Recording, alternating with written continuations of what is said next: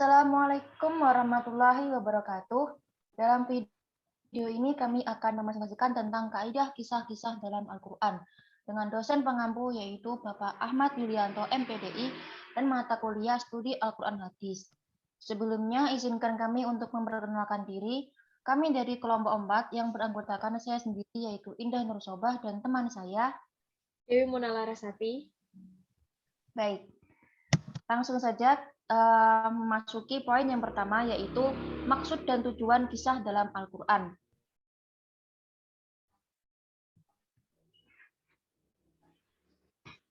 Maksud kisah dalam Al-Quran. Secara bahasa, kisah diambil dari bahasa Arab yaitu al-qisah yang artinya adalah menelusuri atau mengikuti jejak. Sedangkan secara istilah, kata kisah berarti menelusuri peristiwa atau kejadian dengan cara menyampaikan atau menceritakannya secara bertahap yang sesuai dengan kronologi kejadiannya. Mustafa Muhammad Sulaiman menyatakan bahwa kisah adalah suatu kepercayaan atau kebenaran dari sebuah sejarah yang jauh dari kebohongan atau khayalan. Pengertian ini tentu saja sangat berbeda jika dibandingkan dengan definisi kisah yang dalam bahasa Indonesia. Dalam Kamus Besar Bahasa Indonesia disebutkan bahwa kisah adalah wacana yang bersifat cerita berdasarkan dengan pengamatan maupun rekaan. Dari pengertian ini, dapat disimpulkan tidak ada perbedaan jauh antara kisah dengan sebuah dongeng. Namun, kisah-kisah yang terkandung dalam cerita tentang keadaan umat-umat yang telah lalu, yang meliputi para nabi terdahulu dan berbagai peristiwa yang terjadi. Kita juga diartikan sebagai kejadian-kejadian yang mempunyai beberapa tahapan yang saling mengikuti sama lain. Kisah yang terkandung dalam Al-Quran banyak memuat tentang berbagai peristiwa, di antaranya seperti sejarah umat pada masa lalu, keadaan negara dan wilayah mereka yang dikemas dalam sebuah kisah yang menarik dan membuat siapapun yang membacanya seakan-akan ikut berada pada kondisi yang diceritakan. Sedangkan tujuan dari kisah dalam Al-Quran yaitu yang pertama, sebagai bentuk penegasan bahwa Al-Quran benar-benar wahyu dari Allah yang diturunkan kepada Rasulullah Shallallahu Alaihi Wasallam sebagai utusannya dalam keadaan yang tidak memahami baca maupun tulis, namun mampu mengetahui dan menyampaikan kisah-kisah masa lalu. Tujuan yang kedua yaitu berfungsi menerangkan bahwa semua agama yang dibawa oleh Nabi dan Rasul, baik dari masa Nabi Nuh alaihissalam sampai kepada Nabi Muhammad, adalah sama Allah Subhanahu wa taala, serta semua orang mukmin merupakan umat yang satu dan Allah adalah Tuhan semua umat. Kemudian tujuan dari kisah yang ketiga yaitu menegaskan bahwa Allah Subhanahu wa taala selalu menyertai nabinya, memberi hukuman kepada orang-orang yang mendustakan kerasulannya dan menguraikan nikmat Allah kepada para nabinya. Kemudian tujuan kisah yang terakhir yaitu memberi peringatan kepada umat manusia untuk waspada dari godaan setan semenjak Nabi Adam, serta memberikan gambaran betapa kuasanya Allah yang berkehendak kepada peristiwa-peristiwa luar biasa yang sulit dijangkau dengan akal pikiran manusia. Berikutnya yaitu unsur dan macam-macam kisah dalam Al-Quran. Kisah-kisah dalam Al-Quran mengandung unsur-unsur yang umumnya meliputi, pertama, peristiwa. Peristiwa yang dimaksud itu tidak selalu diceritakan sekaligus, namun ditulis secara bertahap atau berulang, sesuai dengan kronologis kejadian dan sesuai dengan tujuan kisah tersebut. Yang kedua, yaitu tokoh atau aktor dalam kisah. Tokoh yang dimaksud dapat berupa para nabi dan rasul, orang-orang yang soleh, jin maupun hewan. Terkadang tokoh-tokoh tersebut tidak diceritakan secara memusat atau sentral dan bukan pula sebagai tujuan dari kisah. Itulah yang menjadi penyebab dari tokoh terkadang tidak disebutkan. Kemudian unsur kisah dalam Al-Quran yang ketiga yaitu dialog. Dialog-dialog ini berlangsung dengan kalimat langsung yang menjadikannya seolah-olah menyaksikan kisah tersebut secara langsung. Kemudian macam-macam kisah dalam Al-Quran. Next slide.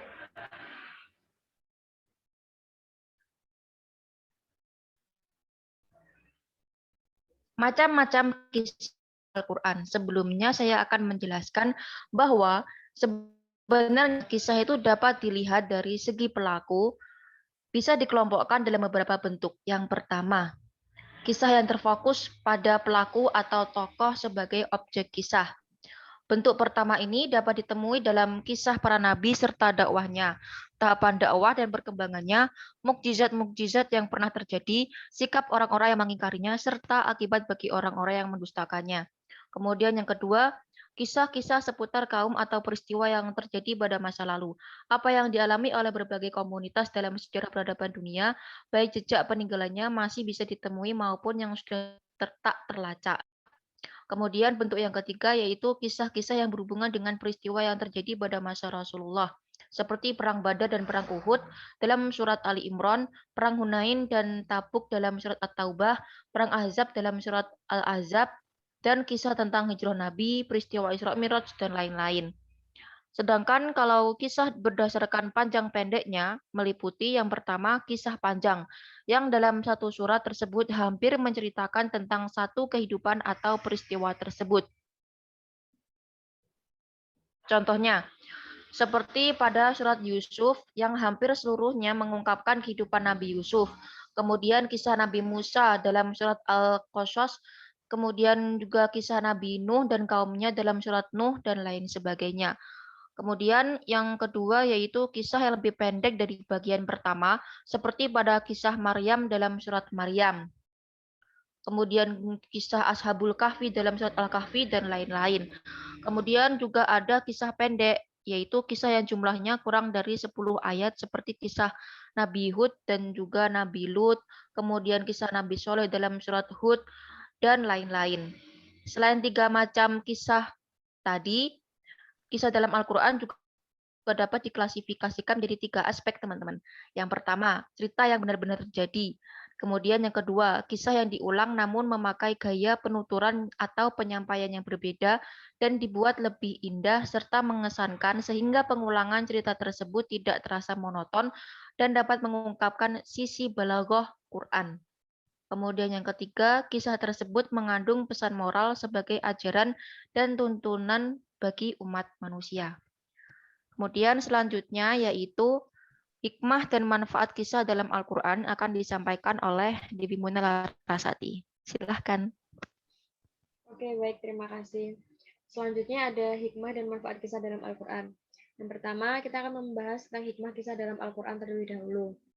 Yang pertama, menjelaskan keistimewaan Al-Quran dalam bidang balaghah pada tingkat yang paling tinggi. Karena di antara keistimewaan balaghah adalah mengungkapkan sebuah makna dalam berbagai macam bentuk yang berbeda.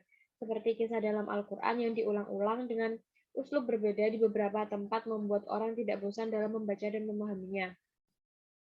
Yang kedua, menunjukkan kehebatan mukjizat Al-Quran, karena kisah dalam Al-Quran ditulis dengan susunan kalimat yang tidak dapat ditandingi oleh sastrawan termasyhur sekalipun. Hal inilah yang menunjukkan bahwa Al-Quran memang datang dari Allah. Yang ketiga, memberikan perhatian besar terhadap kisah tersebut agar pesan yang disampaikan dapat menancap kuat dalam jiwa orang yang membacanya. Nah,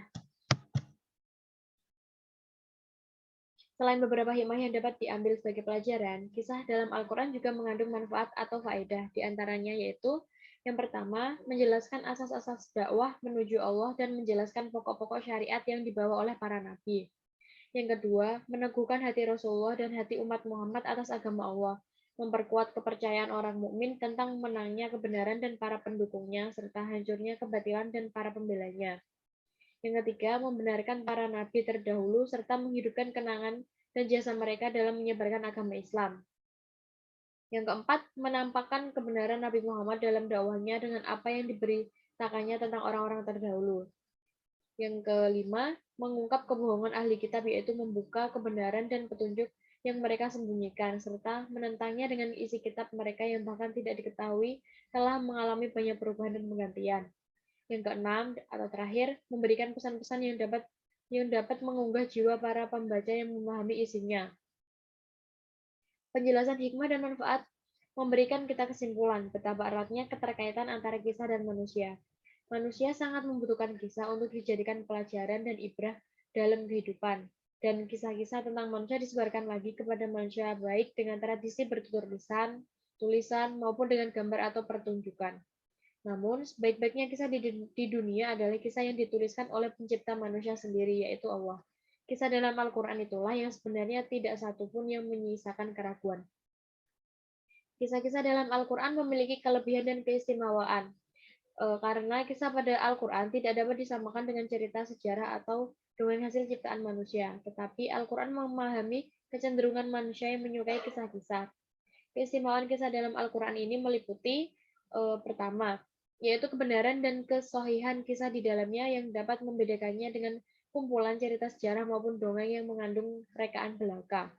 Selanjutnya, yaitu kesesuaian dengan fitrah manusia dan menjadi solusi bagi masalah-masalah yang dihadapi.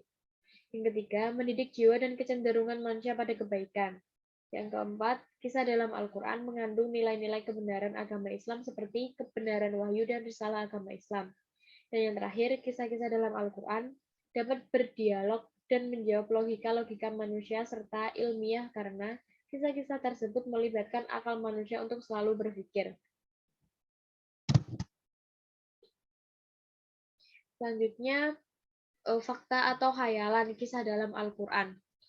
Sebagai seorang muslim yang mengimani Al-Quran, maka sudah sepantasnya untuk meyakini bahwa apa yang telah tertulis dalam Al-Quran memang benar dan terjaga keasliannya, termasuk tentang kisah-kisah dalam Al-Quran. Al-Quran tidak seperti cerita-cerita manusia pada umumnya yang isinya berupa khayalan, namun kisah Al-Quran diturunkan dari pencipta seluruh alam, maha bijaksana, maha pandai yang semua beritanya berdasarkan dengan kenyataan. Seperti yang telah difirmankan oleh Allah, yang artinya, kami kisahkan kepadamu Muhammad cerita ini dengan benar. Sesungguhnya mereka adalah pemuda-pemuda yang beriman kepada Tuhan mereka, dan kami tambah pula untuk mereka petunjuk. Dari uraian tersebut dapat ditarik kesimpulan bahwa pada dasarnya kisah dalam Al-Quran memang benar adanya yang dapat dijadikan suatu sejarah dan diambil pelajaran serta petunjuk sekaligus hukum yang dapat diterapkan dalam kehidupan masa kini dan yang akan datang. Oke, saya kembalikan kepada Indah. Demikian presentasi dari kami.